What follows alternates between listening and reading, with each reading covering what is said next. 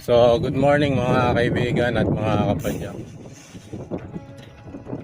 Ngayon ay araw ng Miyerkules, July 1, 2026 at pauwi na tayo galing ng panggabing trabaho.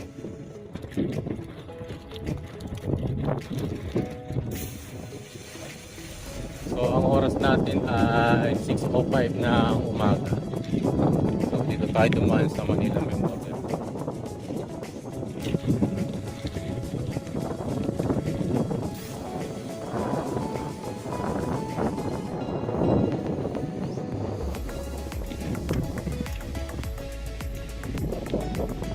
So marami pa rin mga nagja-jogging at maaga pa naman. So maganda ang panahon, maganda ang sikat ng araw, lalo na sa mga nandoon sa People Power Monument.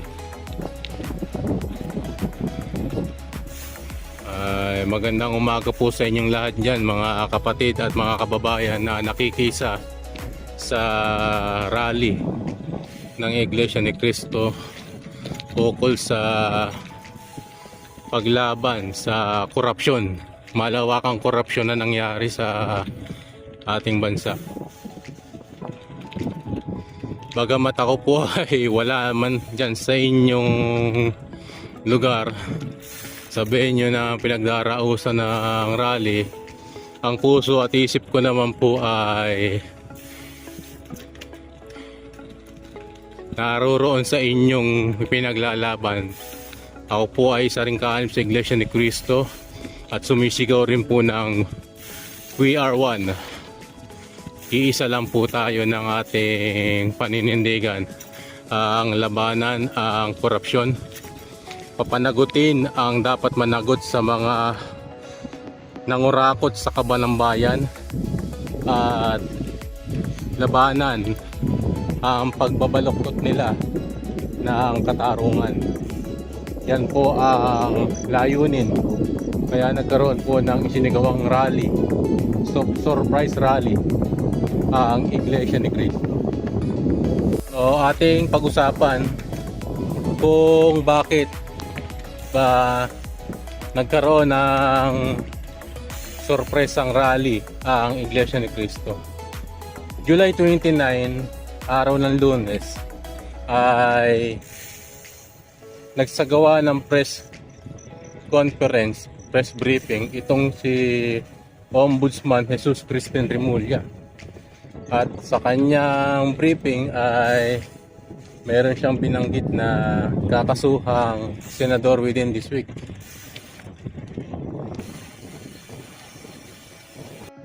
At ang kakasuhan nga daw niya ay itong si Senador Rodante Marcoleta sa kasong plunder at graft.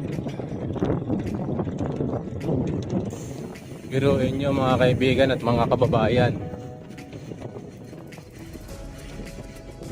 ang pera na tinutukoy ni Crispin Remulla ay campaign donation lamang ng mga pribadong individual nung siya ay tumatakbo na bilang senador. So paano naging plunder ang ikinaso sa kanya? Tandaan natin na ang plunder ay isang non-bailable offense o crimes na hindi ka makakalabas sa kulungan hanggat hindi natatapos ang iyong kaso. So malinaw pa at halatang halata na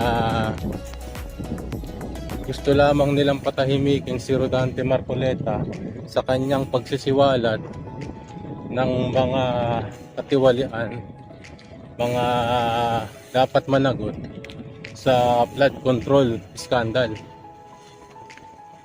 At para hindi na rin siya makaboto sa impeachment trial ni VP Sara Duterte. So iyon po ay malinaw na pagbaluktot na naman sa katarungan. pilit na ikinakaso sa ating mahal na Senador Rodante Marcoleta yung kaso na hindi naman niya talaga ginawa. Pangalawa, na dahilan kaya hindi ka panipaniwala na itong mga sinasabi ni Senador ni Jesus Crispin Remulla. Bago pa siya mag press conference nung Lunes, June 29, ay may nauna pa siyang press conference na meron siyang kakasuhang senador at yun ay hinog na. Ready for pagsampa ng kaso. At ito ay walang iba kundi si Senator Joel Villanueva. Bakit hanggang sa mga sandaling ito ay hindi pa na isasampa ang kaso laban sa kanya? Naitanong din ng mga media na nandoon sa press briefing niya. Ang sagot ni Jesus Crispin Remulla ay nakukulangan sila sa fact-finding investigation ng DOJ kaya hindi nila tinanggap at sila mismo anya ang magsasagawa ng sarili nilang investigasyon para magkaroon ng case build up at nang maisampa ang kasong nararapat kay Joel Villanueva. Tingnan niyo mga kaibigan at mga kababayan. Paano pinaglololo ko na lang tayo nitong tao na to Sabi niya hinog na at ready for resolution niya. Na kailangan na niyang i-file ang kaso at hinog na. Nauna pa si Rodante Marcoleta na sampahan ng kaso. Nakakatuwa ka, Jesus Crispin Remulla. Itong pinaggagawa ni Jesus Crispin Remulla na ito ay nag-trigger kung bakit ang Iglesia ni Cristo ay nagkaroon ng sorpresang rally.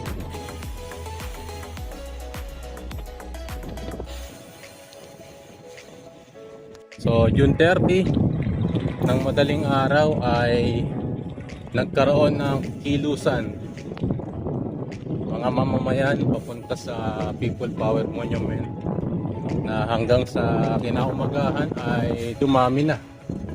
At nung nalaman nila, karamihan sa mga nagrally ay kapatid natin sa Iglesia ni Cristo. At sinundan ito na opisyal na statement ng Iglesia ni Cristo na binasa ni kapatid na Edwin Zabala. Inindigan ni kapatid na Edwin Zabala na hindi sila tutol sa pagpapatupad ng batas, lalo na at ito ay naaayon sa saligang batas. Ang tinututulan lamang ng Iglesia ni Cristo ay yung pagbabalokto sa katarungan, na ito nga yung pinaggagawa ni Jesus Crispin Remulla. Alam naman natin na itong si Senador Rodante Marcoleta, ito ang unang naglahad ng mga katiwalian tungkol sa flood control. Siya yung nanguna sa investigasyon. Yung siya pa ang chairman ng Blue Ribbon Committee. At dahil siya ang nagsisiwalat ng mga individual na sangkot sa katiwalian tungkol sa malawakang corruption, ay siya pa ngayon ang unang kinasuhan.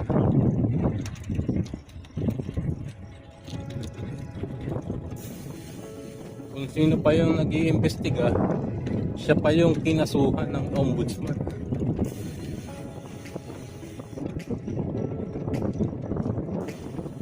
Ganyan po kagarapal itong si Jesus Crispin Remulla kung papaano niya paluktutin ang katarungan.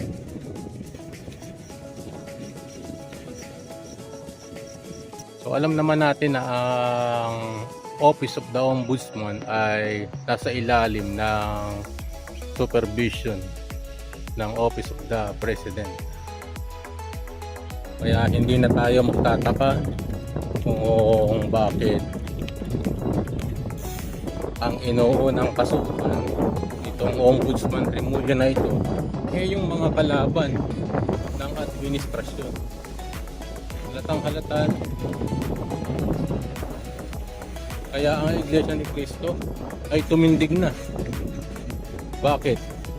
Sapagkat hindi sila pinakinggan ng ating gobyerno. At dahil sa hindi pinakinggan, mas lalo pang lumala. Binaluktot nila ang katarungan, pinasuhan nila yung mga taong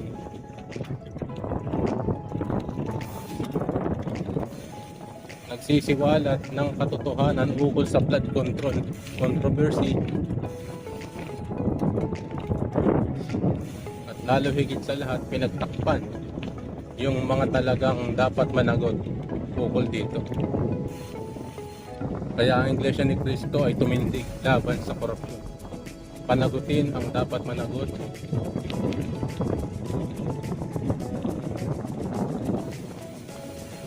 At huwag baluktutin ang katarungan. Yan ang isinisigaw ng mga kahanap sa Iglesia ni Cristo na nanduroon ngayon sa People Power Monument. Masisisi nyo ba ang kapatiran ng Iglesia ni Cristo? Masisisi nyo ba kami, mga kaibigan at mga kababayan? Hindi. Hindi lamang kami Iglesia ni Cristo, kundi kami man ay mamamayan ng bansang ito. At dahil sa kami ay mamamayan ng bansang ito, isa rin kami sa mga ninakawan ng mga tiwali at kurakot na opisyal ng ating gobyerno ukol sa flood control project. Kaya huwag kayong magtataka, mga kaibigan at mga kababayan, kung bakit ang Iglesia ni Cristo ay tumitindig na para sa katotohanan. So isa pa sa punto na dapat natin pag-usapan ay yung sinasabi nila na bakit hindi ka sila kumuha ng permit para makapag-rally. Alam niyo, mga kaibigan at mga kababayan,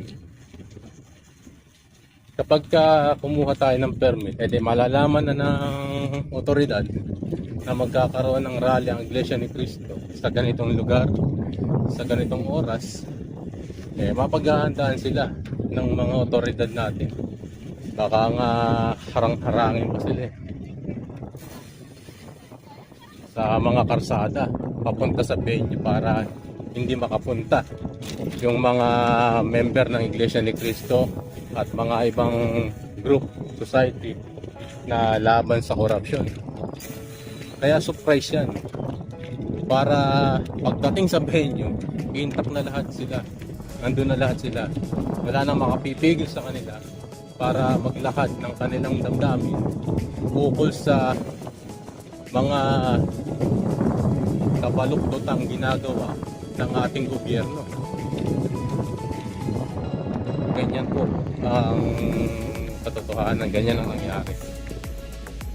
So at nung nalaman nila na dumadagsa ang bilang ng mga tao papunta sa People Power Monument, naalarma ang ating otoridad. Naalarma rin ang gobyerno ni Bangag. Naalarma ang presidente ng Pilipinas. Kinansila ang kanyang mga official function at ni-lockdown ang Malacanang. Isinara naman yung Magallanes flyover na nag-uugnay sa Mendiola papunta sa Malacanang. Hinarangan ng mga barbed wire. Takot na takot na baka sila ay lusubin. Mga kaibigan at mga kababayan, ang Iglesia ni Cristo po ay para sa kapayapaan. Hindi po ang Iglesia ni Cristo ay gumagawa ng isang gawaing hindi ka nais tulad ng estabilisasyon sa gobyerno. Hindi po kailanman gawain ng Iglesia ni Cristo na i-destabilize ang gobyerno. Kaya lamang ang Iglesia ni Cristo ay nagsasagawa ng kilusan ay para ipanawagan sa ating gobyerno na mali na ang kanilang ginagawa.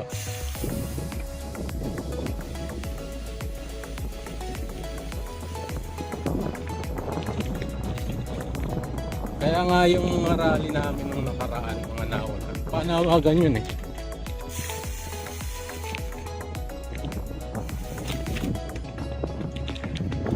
Panawagan yun sa ating presidente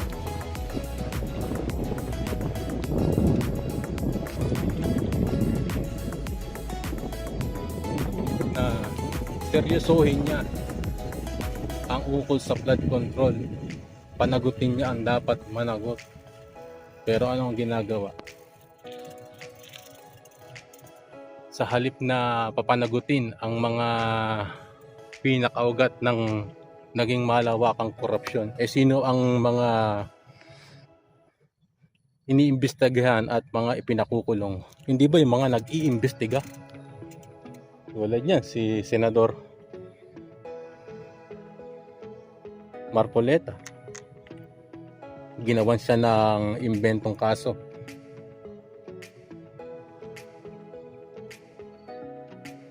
Yung imbis na ang Office of the Ombudsman ang siyang manguna para tukuyin yung mga piwali sa ating gobyerno, mga korap sa ating gobyerno, mga nagnakaw sa kaban ng bayan, ito pang Office of the Ombudsman sa pangunguna ni Jesus Crispin Remulla ang pasimuno ng pagbabaluktot ng batas.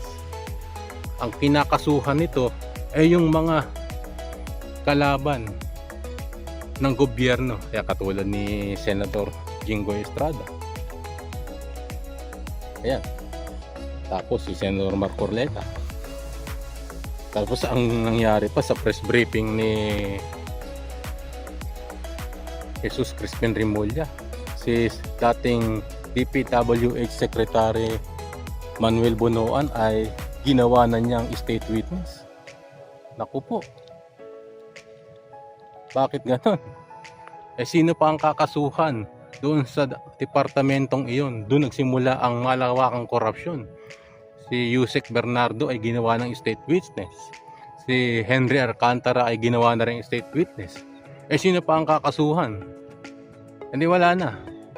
Kahit nga yung mga nauna ng pinahayag ng mga kontraktor katulad ng Diskaya, pinangalanan nila yung ilang mga kongresista na nakatanggap ng porsyento sa proyekto. Hanggang ngayon hindi pa nakakasuhan. Sinabi niya na kakasuhan na niya si Joel Villanueva dahil hinog na si Chis Escudero, pero bakit hanggang ngayon ay hindi? Dahil ba sa bumaliktad sila sa liderato ni Senator Win Gatchalian?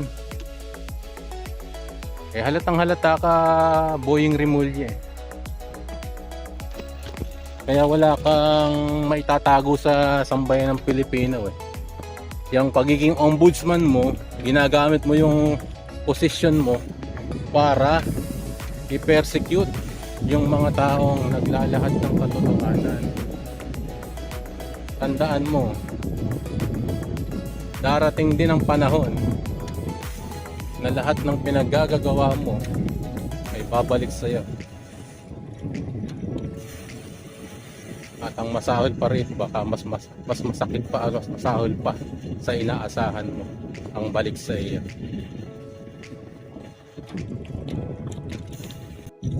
So sa mga kapatid ko namin sa Iglesia ni Cristo na ngayon ay day 2 na ng kanilang pagrarally sa People Power Monument, ay hanga po ako sa inyong katatagan, lalo na yung pakikipagkaisa po natin sa ating pamamahala.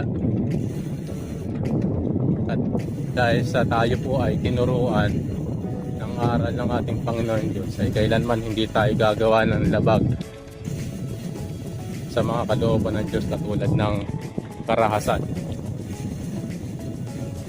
Ang Iglesia ni Cristo po ay nagsasagawa ng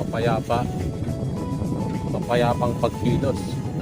Kaya wag ninyong akusahan ng Iglesia ni Cristo na gumagawa ng destabilisasyon ukol sa gobyerno. Wala ang katotohanan po yan. At sa mga kapatid po namin na papunta pa sa venue dahil manggagaling pa sa iba-ibang lugar at probinsya, ay makakapunta na po kayo ng maluwag at maayos. Hindi na po kayo haharangin ng mga pools tulad ng ginawa nila kahapon, dahil nga sa takot nila na mas lalong dumagsa ang mga tao sa People Power Monument, ay gumawa na ng aksyon ang Philippine National Police. Lahat ng boundary ng bawat probinsya nagkaroon ng checkpoint at pinapara yung mga buses, mga sasakyan na lula ng ating mga kapatid na papunta sa People Power Monument upang makipag-ayos sa panawagan ng pamamahala na labanan ang pagbabaluktot ng katarungan at labanan ang malawakang korupsyon sa ating bansa. Ganyan po ang gobyerno natin ngayon. Takot na takot sila kapag ang Iglesia ni Cristo ang nagsasagawa ng ganitong malawakang pagtitipon. Kaya naman sila ay hindi mapakali sa kanilang kinalalagyan. So magagawa nila na arestuhin ang kapatid namin na si Senador Rodante Marcoleta. Pero kailanman ang Iglesia ni Cristo ay hindi titigil para kapanagot, mailantad ang lahat ng sangkot sa malawakang korupsyon na nangyari sa ating bansa na nakaapekto sa ating mga kababayan. So pauwi na po tayo mga kaibigan at mga kapatid, mga kaibigan at mga kapadyak din. At magandang umaga po sa ating lahat at ingat po tayo palagi, lalo na po yung mga nasa People Power Monument. Ingat po tayo lahat dyan mga kapatid.